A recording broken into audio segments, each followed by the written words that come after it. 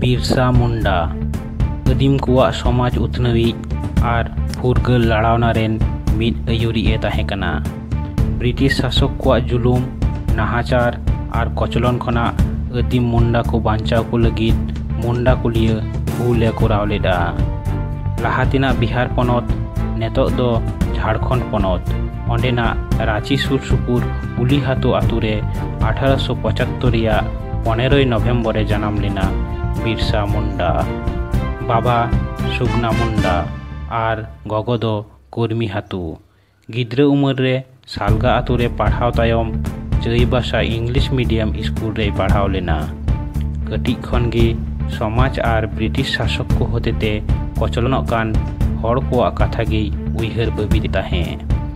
बिरसा मुंडावा अयुरते 1899 साल खन 1900 साल मुंडा विद्रोह से हुल हुई लेना। मुंडा को पार्सीते उनागी उलगुलन को मेता। उलगुलन तायम बिरसा मुंडा और साउतेन साय साय वीर बांटा को ब्रिटिश सरकारे ग्रेप्तार लेट कोआ।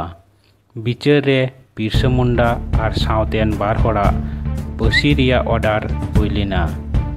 12 जन दो नई पारम जेल और 73 जन दो जाबज्जीवन जेल हुई लेन तकोआ। बिरसा मुंडावा फांसी रिया ऑर्डर ताहे कान रेहो फांसी लहा दिन हिलग 1900 साल रिया 9 जून उनिया जम रे इंग्रेज को 20 मिसा काते को गoj लिदिया।